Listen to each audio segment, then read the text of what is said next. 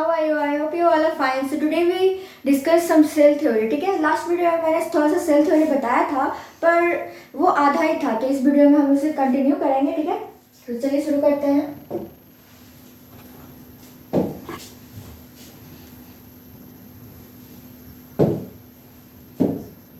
ये है कुछ पॉइंट्स जो हमारे बच गए थे. ठीक है, later on in 1814 both Schleiden and T. Swan met together and gave cell theory.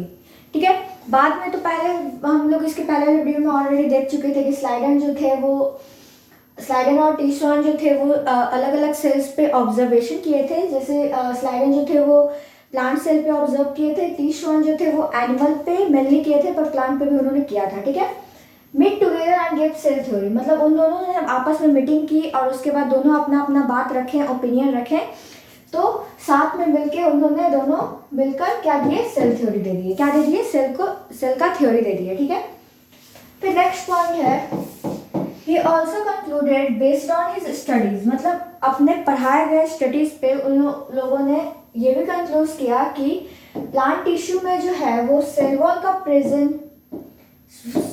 Presence जो है वो यूनिक कैरेक्टर है प्लांट सेल का. मतलब सेल वॉल जो प्लांट सेल में प्रेजेंट रहता है वो सबसे यूनिक कैरेक्टर है. ठीक है, वो लोगों ने अपने पढ़ाई के बेसिस पे कंक्लूजन करके बताया है कि सेल वॉल जो है वो यूनिक कैरेक्टर है किसका, प्लांट सेल का, क्योंकि वो उसे एक तरह से बैरियर का काम करता है जो एंटीजेंस को अंदर जाने से रोकता है.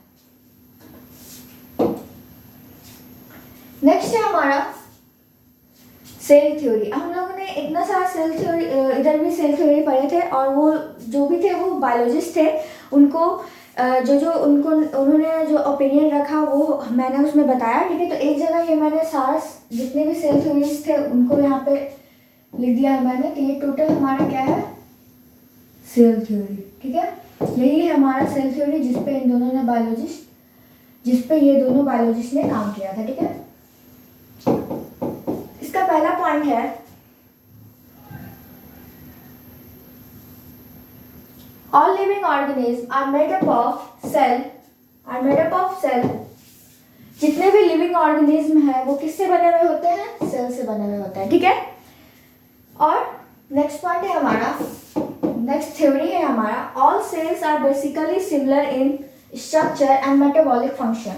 जितने भी सेल्स है वो सिमिलर इन स्ट्रक्चर, मतलब बेसिकली यूज किया गया है वर्ड, यानी सारे सेल्स सिमिलर नहीं है. बेसिकली मतलब कुछ. ठीक है, कुछ सेल जो है वो सिमिलर होते हैं, सिमिलर इन स्ट्रक्चर होते हैं, स्ट्रक्चर में जो है उनका सिमिलर होता है, और उसके बाद फिर मेटाबॉलिक फंक्शन में भी वो लोग सिमिलर होते हैं. ठीक है, जो फंक्शन सेल करता है उसमें भी वो लोग सिमिलर करते हैं, मतलब सिमिलर जो सेल होते हैं वो लगभग वो लोग सिमिलर ही फंक्शन करते हैं. ठीक है, फिर हमारा थर्ड थ्योरी हमारा क्या है, vital activities of an organism are due to activity of cell. मतलब हमारा जो वाइटल एक्टिविटी, मतलब लोग खा रहे हैं, पी रहे हैं, ये सब जितना भी चल रहे हैं, बोल रहे हैं, ये सब जितने भी वाइटल एक्टिविटीज हो रहे हैं वो किसके कारण हो रहे हैं, due to activity of cell. यानी सेल के अंदर जो एक्टिविटी हो रहा है, यानी सेल के अंदर आगे चल के पढ़ेंगे हम लोग कि सेल के अंदर क्या क्या चीज़ होता है. ठीक है, पहले तो हमारा माइटोकॉन्ड्रिया है. एक एग्जांपल मैं बता रही हूँ कि माइटोकॉन्ड्रिया जो होता है वो एटीपी प्रोडक्शन करने में हेल्प करता है. तो वो किसके अंदर है, सेल के अंदर है. तो वो भी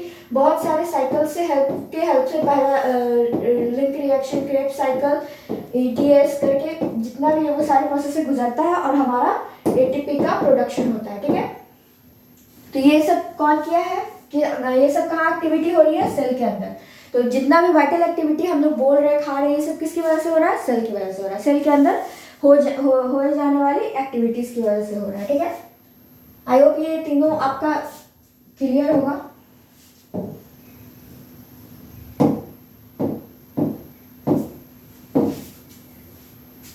आगे चलते हम लोग पढ़ेंगे कि सेल के अंदर क्या क्या फंक्शंस होते हैं. ठीक है, आई होप ये आपको ये तीनों थ्योरीज जो इन्होंने मिलकर जो दिया है वो आपको क्लियर होगा. ठीक है, अब नेक्स्ट है हमारा अब नेक्स्ट है हमारा but cell theory can't explain. अब ये क्या हो गया, अब सेल थ्योरी में ऐसा क्या चीज़ है जो सेल थ्योरी नहीं कर पाया। सारे लिविंग ऑर्गेनिज्म सेल से होते हैं, सेल से बने हुए होते हैं, जितनी भी वाइटल एक्टिविटीज होती है वो सेल से ही होती है। अब क्या एक्सप्लेन नहीं कर पाया कि सेल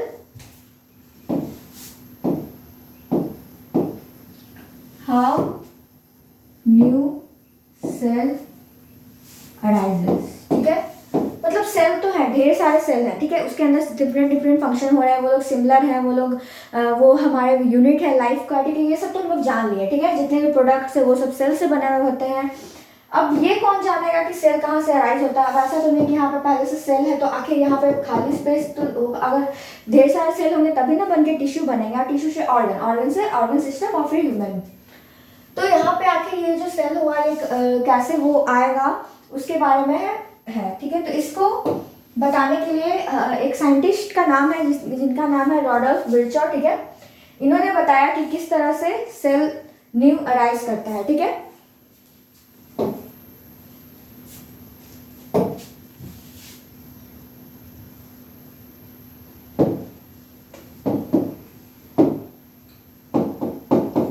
टोल्ड इन 1855, कब बताया इन्होंने, किसने बताया, एमजे स्लाइडर और टी स्वान ने नहीं, ये बताया रॉडल्फ विर्चो ने, ठीक है। ये रॉडल्फ विर्चो की बात हो रही है यहाँ पे।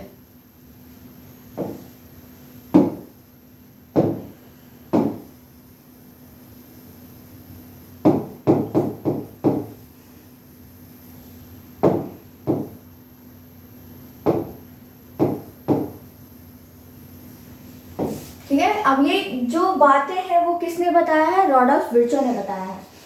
पहला बात उन्होंने कहा टोल्ड इन 1855, कब कहा इन्होंने, 1855 में कि ओमनी सेल्ला ई सेल्ला। इसका मतलब आखिर इस फ्रेज का मतलब क्या हुआ भाई, तो इस फ्रेज का मतलब हुआ new cell arises from pre existing cell by the process of cell division. अब इसका मतलब ये हुआ ओमनी सेल्ला ई सेल्ला की कि जो पहले से सेल हैं उसी सेल से न्यू सेल अराइज होते हैं, ठीक है। किस प्रोसेस से, by the process of cell division. Cell division मतलब पता ही चल रहा है नेम से कि सेल का डिवाइड का प्रोसेस, ठीक है। जैसे आपको मैं इसमें बता रही हूँ, जैसे देखिए सपोज दैट ये हमारा सेल है, एक मिनट, अगर हम इसे सर्कल लेंगे तो ये ज़्यादा पॉसिबल होगा समझने में।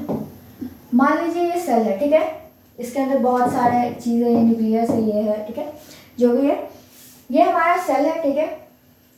अब इनके कहने पे क्या कि ओमनी सेल्ला ई सेल्ला, यानी मान लीजिए ये बॉडी है, जिस मान लीजिए ये टिश्यू का एक चार्ट है, जिसमें पीस है, जो भी चार्ट पीस जो भी मानिए, उस पर हम लोग ऑब्जर्व कर रहे हैं कि एक सेल है, ठीक है।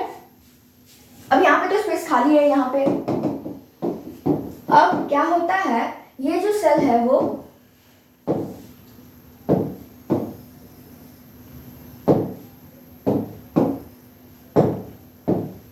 ये जो सेल है, अब प्रोसेस का नाम तो पता चल गया, सेल डिवीजन। सेल डिवीजन एक अलग ही चैप्टर है, ठीक है। उस चैप्टर में आपको पता चलेगा कि अंदर ऐसा क्या सा प्रोसेस कंटिन्यूअस चलते रहता है जिसकी वजह से ये सेल डिवाइड कर जाता है, ठीक है। तो जो हम सपोज दैट अंदर कोई प्रोसेस चला, ठीक है, दिस दैट कोई भी प्रोसेस चला, उस प्रोसेस का नाम सेल डिवीजन होता है, ठीक है, ठीक है। अब यहाँ पे एक एस्ट्रियल पोल बनता है, ठीक है, यहाँ पे, और इस तरह से ये सेंट्रियोल जो भी है ये इस तरह से अपनी तरफ खींचता है, जिसकी वजह से ये जो होता है वो कॉन्ट्रैक्ट करता है, यानी इस तरह से चिपकते जाता है। तो अब इस तरह से है, जिसको अगर हम बीच से ये करेंगे तो ये 2 पार्ट में डिवाइड होगा कि नहीं, ऑब्वियसली होगा ही होगा, ठीक है। इस तरह से आप जाहिर सी बात है, बलून को अगर आप फूला हुआ है उसको अगर बीच से कीजिएगा तो वो हल्का इस तरह का शेप लेगा कि नहीं। अब आपको नहीं लग रहा है कि यहाँ से अगर हम थोड़ा सा भी ज़्यादा फोर्स करेंगे तो ये 2 पार्ट्स में डिवाइड हो जाएगा। जस्ट यही थिंकिंग होता है यहाँ पे भी, ठीक है।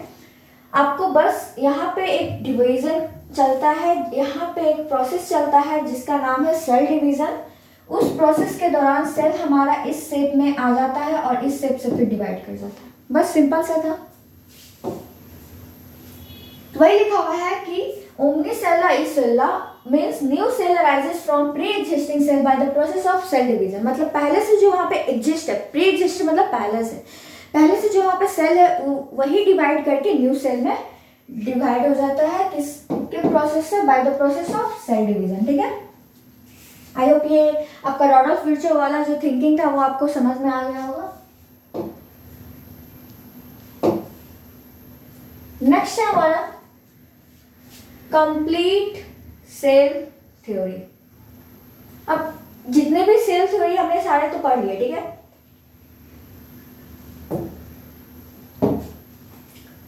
ये हमारा आ जाएगा कंप्लीट सेल थ्योरी।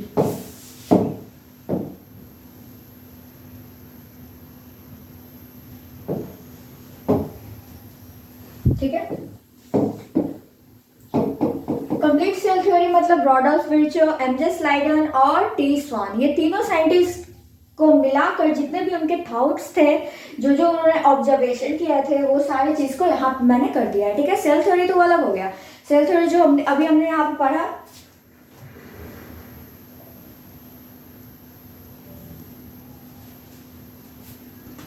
ये 3 पॉइंट्स है वो है सेल थ्योरी, जो किनके द्वारा दिए गए थे, एमजे स्लाइडन एंड टी स्वान। कब दिए गए थे, यहाँ पे डेट 1840 में उन्होंने आपस में मिले, मीटिंग की है और उसके बाद फिर सेल थ्योरी को दे दिए। क्या थ्योरी था, थ्योरी यही था,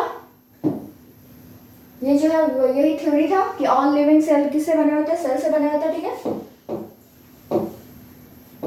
अब एक बात जो थी ना, वो सेल थ्योरी के दौरान नहीं ऑब्जर्व कर पाया था किसने, एमजे स्लाइडन और टी स्वान। तो ये सेल थ्योरी क्या एक्सप्लेन नहीं कर पाया था कि न्यू सेल, अब इसके पहले जो भी सेल थ्योरी था आप उसमें पढ़े तो आपको कहीं पे लिखा हुआ था कि न्यू सेल कहाँ से राइज करता, नहीं। बट इस चीज को सॉल्व किसने किया, रॉडोल्फ विर्चो ने। रॉडोल्फ विर्चो ने ये ओमनीसेल्ला इसेल्ला एक फ्रेज दे दिया 1855 में, जिससे ये प्रूफ हो जाता है कि जो प्री एग्जिस्टिंग सेल है उसी से हमारा सेल न्यू सेल बनता है। ठीक है। By the process of cell division, एक प्रोसेस चलता है जिस प्रोसेस का नाम है सेल डिवीजन, उसकी वजह से चलता है। तो अब जितने भी रॉडोल्फ विर्चो, एमजे स्लाइडन एंड टी स्वान, ये तीनों बायोलॉजिस्ट थे जो भी थ्योरी दिए थे, वो सारे थ्योरी को कंप्लीट सेल थ्योरी कहते हैं, दोनों को मिक्स करके। All cell arises from pre existing cell by the process of cell division, ये किसने कहा था,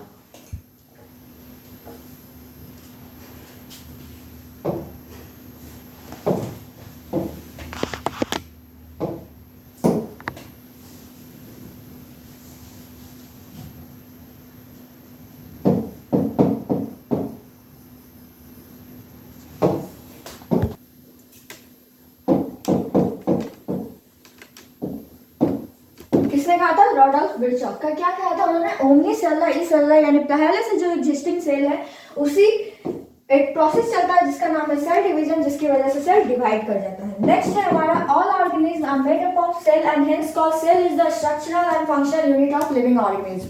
जितने भी सेल है वो जितने भी ऑर्गेनिज्म है वो किससे बने हुए हैं, सेल से बने हुए हैं। इसलिए हेंस कॉल्ड, इसलिए वो कहलाता है cell is the structural functional unit of living organism. मतलब हमारे जीवन का वो स्ट्रक्चर, मतलब बनाने वाला सबसे पहला वो न्यू है, और उसके बाद फिर वो फंक्शनल, मतलब फंक्शन करता भी है ना, सेल के अंदर एक्टिविटी होता है तो फंक्शन को कंट्रोल करता है, उसके फंक्शन करता है, sorry, unit of living organism. फिर नेक्स्ट है हमारा all vital activities are also controlled by the cell. जितने भी वाइटल एक्टिविटीज है वो कंट्रोल किसके द्वारा किए जाते हैं, सेल के द्वारा। मैंने बताया कि सेल के अंदर जो फंक्शन होते हैं, एक्टिविटी होते हैं, उसकी वजह से हमारा बॉडी मूवमेंट करता है, बोलते हैं, हम लोग खाते हैं। अगर हम लोग के पास एनर्जी ही नहीं होगा तो फिर कैसे ये सब काम हो पाएगा। नेक्स्ट है हमारा all living organism start their life from single cell. जितने भी लिविंग ऑर्गेनिज्म है वो कहाँ से स्टार्ट करते हैं, एक सिंगल सेल से वो अपना जीवन स्टार्ट करते हैं। ऑब्वियसली हमारा जो बॉडी है वो पहले एक सिंगल सेल होगा, उसके बाद फिर ढेर सारे सेल्स जुड़े हुए तो बॉडी का फॉर्मेशन हुआ होगा। ठीक है। यही बस एक सिंपल सा थ्योरी है जो बहुत ईजी है, याद करने में बहुत आसान है। नेक्स्ट है हमारा all cell are basically similar in structure and metabolic function. ये हमने पहले भी सेल थ्योरी में पढ़े। बस जितने भी हमने पीछे थ्योरीज पढ़े, बस उसको मैंने एक कंप्लीट सेल थ्योरी, मतलब जितना भी थ्योरीज थे वो सारे मिलके कितने क्या क्या हुए वो सारे मैंने इसमें लिख दिया है। फिर है all cell are basically similar in structure and metabolic function. मतलब जितने भी सेल है वो बेसिकली सिमिलर है स्ट्रक्चर में और फंक्शन में भी। ठीक है।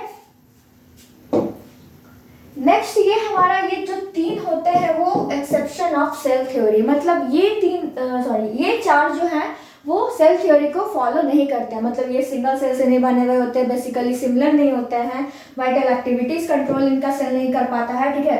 ये है कुछ, अब जहाँ थ्योरी है वहां तो एक्सेप्शन होगा ही, तो एक्सेप्शन ऑफ